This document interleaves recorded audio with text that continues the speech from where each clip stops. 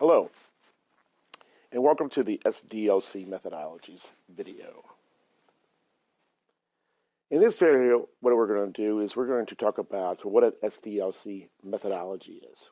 We spent a lot of time now talking about the software development lifecycle. Let's talk about some of the methodologies that are incorporated in industry today that basically on how to implement the SDLC. We'll talk about that. Talk about the methodologies used in the industry today. There are actually several, more than you would actually think, and probably more than we're going to cover in this video, but just to kind of give you an idea.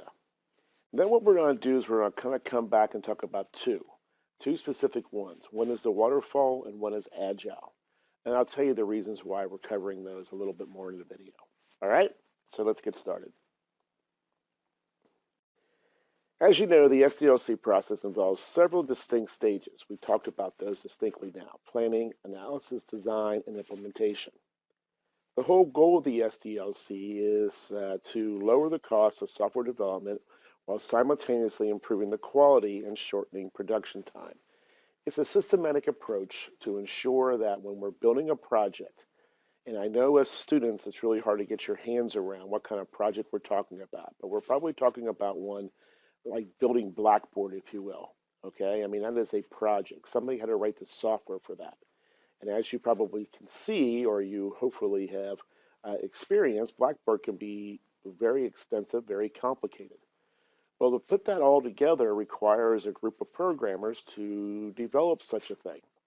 They do so in a fashion that needs to be systematic. So everybody's talking to each other. All the requirements are gathered. Everything is done in a systematic approach to ensure that the quality is done within a budget and it's ready to move on. Okay? Usually involves more than one programmer. In a lot of cases, could involve a Blackboard, for instance, probably has hundreds of programmers working on their product. To coordinate that and to organize that, that's where the SDLC comes into play. All right, so the SDLC achieves these apparently divergent goals by following a plan that removes the typical pitfalls to software development projects. So these pitfalls are ones we talked about with planning, analysis, and so on. Okay? But like anything, when we talk about the SDLC, people were always looking for a better way of doing something. So according to the dictionary, a methodology, when we talk about those words, it's a particular procedure or set of procedures. So basically, in other words, it's a way of doing something. With that, there have been many methodologies developed in implementing the SDLC. I've been around a long time in this field, and I have noticed that we're always looking for better ways. The SDLC in what it does and what its goals are has never changed. However, the way of implementing those goals, the way of going about it has changed. And in today's industry, there's just no one way of doing it. There's actually, but many people are incorporating different ways. Some companies will take away and modify it for their own purpose, okay? But we're going to talk about a couple of ways here that seems to be very popular in industry. And there's other ones that are out there that I welcome you to go research. But we'll just kind of cover a few here as we go through it. The first is the Waterfall Method. This is the oldest and the most straightforward. This is the method in a sense that we almost already have covered in this course. With this methodology, we finish one phase and start with the next. So let me finish this paragraph before I move on here. So each phase has its own mini plan, and each phase waterfalls into the next. The biggest drawback of this model is that small details left incomplete can hold up the entire process. So what's this mean? So we have talked about the 4 phases of the system development lifecycle: planning, analysis, design, and then implementation, correct? And again, there's even variations of those that we talked about already. But if we just look at those 4 distinct phases, how the waterfall works is you do your planning. And then once you're completely done with your planning, it waterfalls to the analysis phase. The whole idea of waterfall is that when you get a project, you look at the entire project, everything involved. So then we do our planning on that. We do our analysis. We collect all the requirements and we make sure they're all complete. And then we go to the next phase, which is design. We make sure it's completely designed out, and then we go to implementation. Very systematic, very good. However, when it comes to large projects, we can get stuck very easy in the analysis phase, the design phase, and so on. And then basically, by the time we actually implement something, the whole purpose of doing so could have changed. I have worked on projects where I stuck in the analysis phase for over a year trying to get all the requirements collected. That is the problem. Industry has recognized that and tried to come up with a better way of going about doing it. Is it good to have a waterfall method? And so that's where this term, a new method came about called Agile. Agile is just that, more flexible. Agile meaning flexible. And so in this method, it separates the product into cycles and delivers a working product very quickly. The methodology produces a succession of releases. Testing each release feeds back info that's incorporated into the next version. The drawback of this method is that its heavy emphasis on customer interaction can lead the project in the wrong direction in some cases. So what Agile is all about is basically taking that whole that we dealt with in regards to waterfall and breaking it down into bite-sized portions, if you will. And so instead of spending tons of time in planning and tons of time in analysis looking at the whole, we just look at piece and then we implement that piece. Then we go to the next piece and we go to the next piece. And each iteration is evaluated. And if we need to update it, we need to add to it, we need to change it, we can. Waterfall is very stringent. The whole idea is once your requirements are done, you shouldn't go back to those requirements. That's the problem with waterfall. With the idea that things don't change in industry or the requirements can't change. Your whole idea of requirements is to gather them all one time. And in real life, that's kind of hard. Agile basically states, no, we're going to allow changes. Changes are a way of life. We get it. And constant changes and throwing things at it. There's pros and cons of each of these. As a matter of fact, there's no one perfect method out there. But anyway, that's the differences between those two. We'll talk about those a little bit more later on in this video.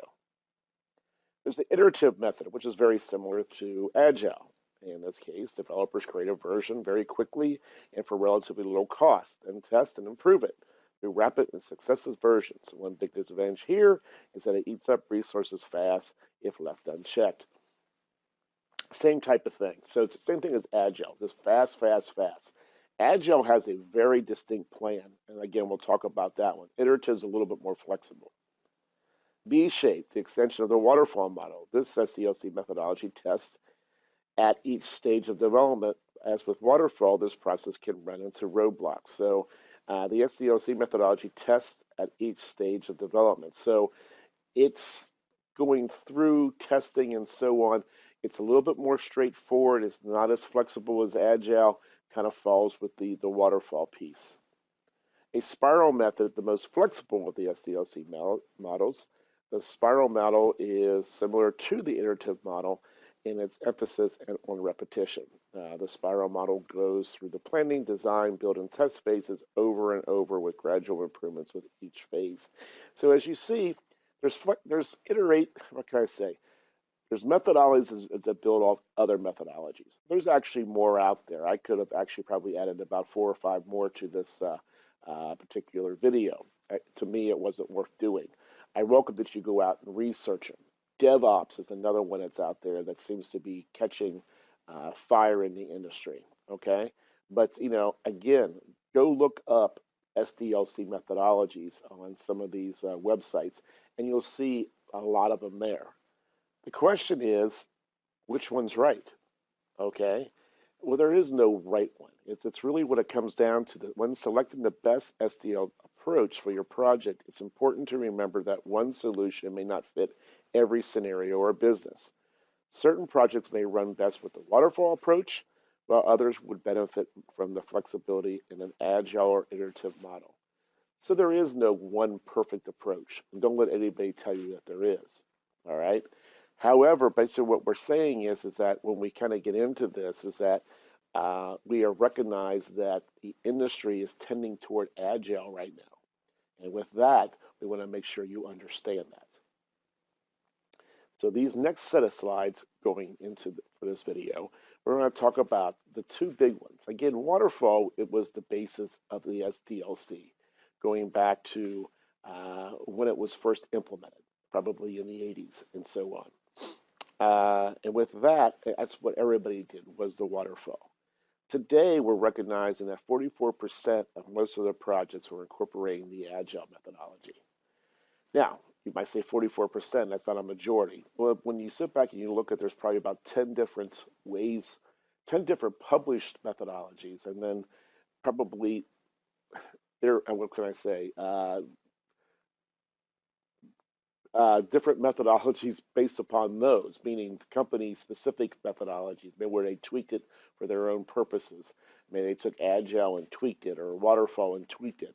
And so there's quite a few of them out there. The fact that one alone has 44% to me says this is the one we probably need to make sure we learn and understand as we move forward. Okay, so with that, what I want to do is kind of spend a few minutes talking about the differences between Waterfall and Agile. And then what we're going to do for the rest of this course, this is basically an introduction video to Agile, is that we're going to spend the rest of the semester really kind of talking about Agile and making sure you understand it. We want to make sure you understand it for the mere fact that our employers are asking us to ensure that you do understand it. All right? As I was doing the research for this particular video, I came across a great page. I thought to myself, should I just copy and paste it and put it in the video, or should I just end this right now and let's go out to the page and we can talk about it there? I decided the latter.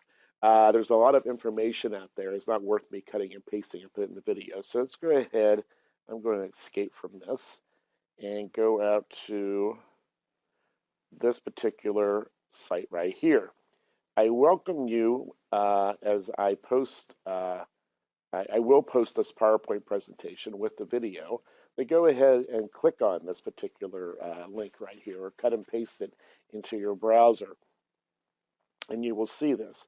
It's a wonderful page. It really does exactly what I was looking for this particular analysis, if you will, when it comes to the difference between the waterfall and the Agile methodologies. I don't need to talk about, we'll talk about a few things as we kind of go through here. But, it talks about what is waterfall and what is Agile. We already have done that. The advantages of the waterfall method is one of the easiest models to manage because of its nature. Each phase has specific deliverables and review process. Again, we've pretty much talked about that already in this course. It works well for smaller sized projects where requirements are easily understandable. I would agree with that. As I told you before, I worked in the waterfall method for a very, very complex project. We spent about a year and a half. I said a year before. It was literally a year and a half gaining requirements, and they still weren't complete. That is a problem with the waterfall method in regards to very, very large scale projects. Faster delivery of the project. It possibly is of the whole project, we should say. That's what this should say. The whole project, not the individual pieces, but the whole project. Process and results are well documented, easily adaptable method for shifting teams, and the project management methodology is beneficial to manage dependencies. I would agree with all of that. Project management meaning it's very clean. I go to here, to here, to here. It's a waterfall method. Agile. Its focus is client process. It focuses on the client process, so it makes sure that the client is continuously involved during every stage. What does that mean? That means the programmers are constantly sitting there with the client. We're talking about they're sitting in the same area, the same group, the same cubicle, the same room continuously. So we literally take a client in a sense, a business person, and make them part of the project. And they're constantly communicating on a daily basis. They're constantly communicating. Agile teams are extremely motivated and self-organized. Agile software development methods assure that quality of the development is maintained. The process is completely based on incremental progress. Therefore, the client and the team know exactly what is complete and what is not. This reduces risk in the development process. Some good stuff. Limitations. It's not an ideal model for large size projects. The waterfall is not, as I stated before. It is, if the requirement is not clear at the beginning, it is a less effective method. Very difficult to move back to make changes in the previous phases. The whole idea is you shouldn't. So it is very difficult. Limitations of Agile. It is not a useful method for small development projects. It requires an expert to take important decisions in the meeting. Cost of implementing an Agile method is a little more compared to development basically because all these small chunks, we got to fit them all together. So it's going to take a little bit more time as we kind of go through it. So it's kind of interesting when you look at the limitations and the advantages. One is good for a smaller project like Waterfall, where Agile is better for a larger type project as we move through it. Okay? Again, I want you to go look at this particular slide, okay, or page, I should say.